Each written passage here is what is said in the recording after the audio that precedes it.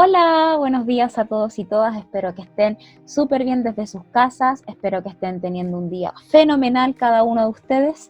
El día de hoy nos vamos a reunir para poder revisar nuestra última zona natural. Esta zona es la zona austral. Como les mencioné en la clase anterior, esta clase va a ser a través de un video mediador o modelador que se va a subir a YouTube. Por eso es que, como les mencionaba en la clase anterior, en esta clase vamos a abordar las características principales de la zona austral y por qué es una zona tan importante en nuestro país. Hoy día, al igual que en los otros videos anteriores en donde yo les compartía pantalla, vamos a revisar algunas imágenes en el buscador de Google cuando nosotros colocamos zona austral. Como ustedes sabrán, el clima austral, la zona austral es una zona que se caracteriza por un frío extremo, ¿ya? Principalmente la fauna que se sitúa en esta zona está adaptada a ese tipo de clima, ¿ya? Esto es para que puedan tener una idea más o menos de lo que nos enfrentamos al momento de abordar esta zona en particular. Vamos a volver a el PowerPoint del día de hoy. Ustedes me van a ver en una pantalla pequeñita, como en los videos anteriores, y hoy día vamos a compartir principalmente y a definir algunas características principales de esta zona, y que quizás tiene algunas similitudes con la zona sur, pero van a ver en su gran dimensión que lo que radica principalmente son las diferencias entre una zona y otra. Les voy a leer esta historia para que ustedes en sus casas puedan responder las preguntas que ahí aparecen. Les voy a pedir que en su cuaderno coloquen como título zona austral, ¿ya? Y luego del título les voy a pedir que respondan las preguntas que ahí aparecen. La idea es que puedan escribir pregunta y luego respuesta. Por tanto, pueden ir escribiendo cada pregunta y de forma inmediata ir respondiendo. Dice, hola, me llamo Vicente y vivo en la región de Magallanes, zona austral de Chile junto con mi familia. Amo el lugar donde vivo porque sus paisajes son bellísimos y el agua es pura y cristalina. Nosotros cuidamos mucho nuestro medio ambiente porque de nosotros depende que la zona austral esté libre de contaminación y suciedad. No obstante, aquí hace mucho frío. Es como si estuviéramos siempre en invierno, porque el sol sale muy poquitas veces. Por eso es que siempre estoy muy abrigado, porque de lo contrario me puedo resfriar y el hospital más cercano queda a 2 horas del lugar en el que vivo. Acá no tenemos Transantiago, por lo que movilizarnos es difícil, cuando no podemos usar el auto y tampoco internet, porque la señal es muy débil y no llega. Tampoco me aburro porque siempre hay algo que hacer en casa, desde ayudar a buscar leña para mantener la casa calientita o alimentar y bañar a nuestros animales.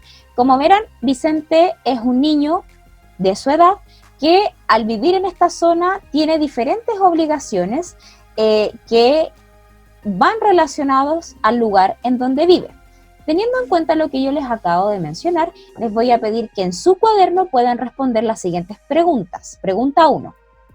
¿Qué problemas tiene Vicente en el lugar en el que vive? 2. ¿Cuáles son las ventajas que tiene el vivir en la zona austral? 3. ¿Te gustaría vivir ahí? ¿Por qué? Y la 4. ¿Qué diferencias ves entre donde vives tú y entre donde vive Vicente? Esas 4 preguntas les voy a pedir que la puedan contestar luego de haber puesto el título de la clase del día de hoy. Mientras ustedes responden, pueden pausar este video porque yo voy a continuar con la explicación, ¿ok? Bueno, vamos a la zona austral.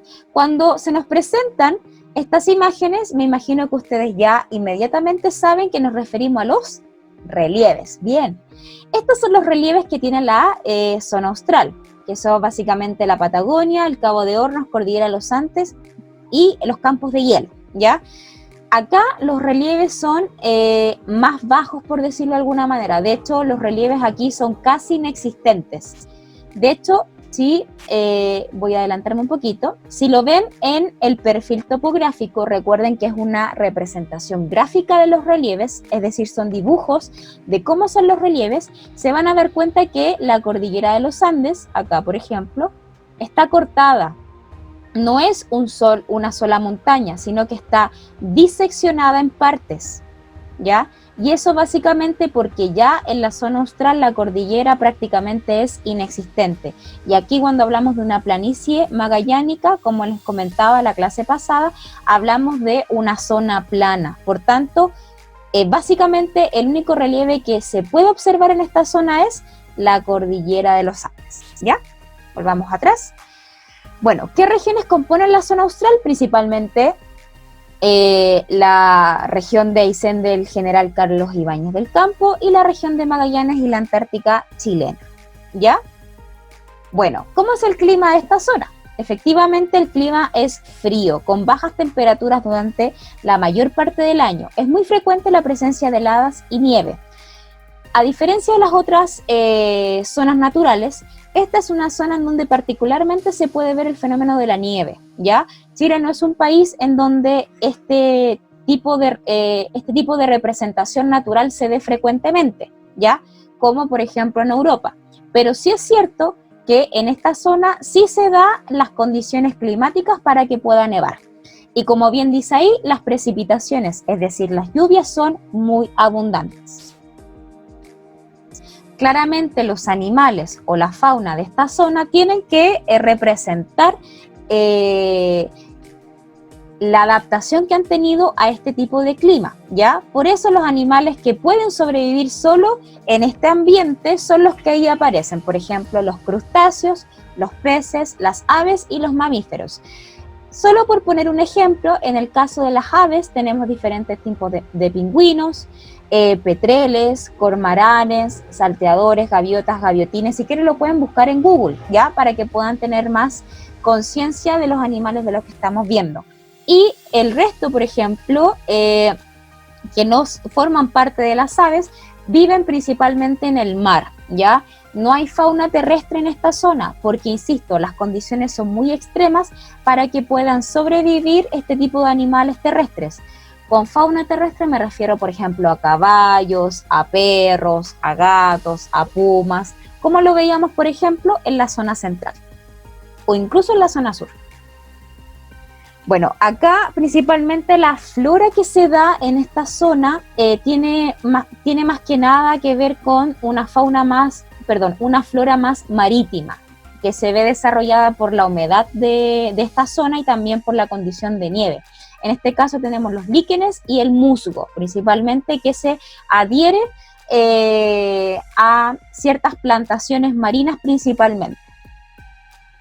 Bueno, acá tenemos algunas conclusiones de esta zona que nos permiten conocer y finalmente concluir, como ahí aparece en la diapositiva, que es una zona natural única, como todas las zonas que hemos visto, ¿ya?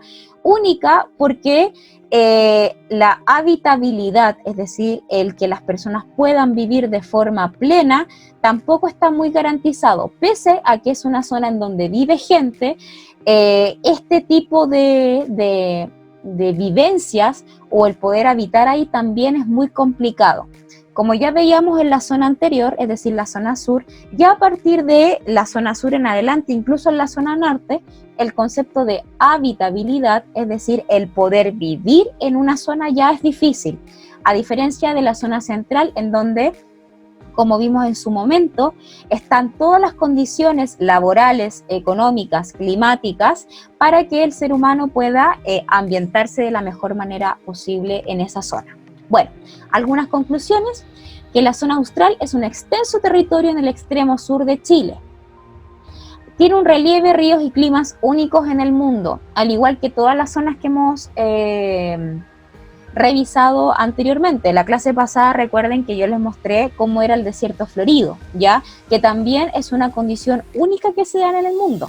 Y es el hábitat de plantas, animales preparados para el frío y la lluvia. Acá se encasilla el concepto de adaptación, es decir, tanto los animales como los vegetales o la vegetación del lugar tienen que adaptarse a estas condiciones climáticas relacionadas con el frío, la lluvia y la nieve.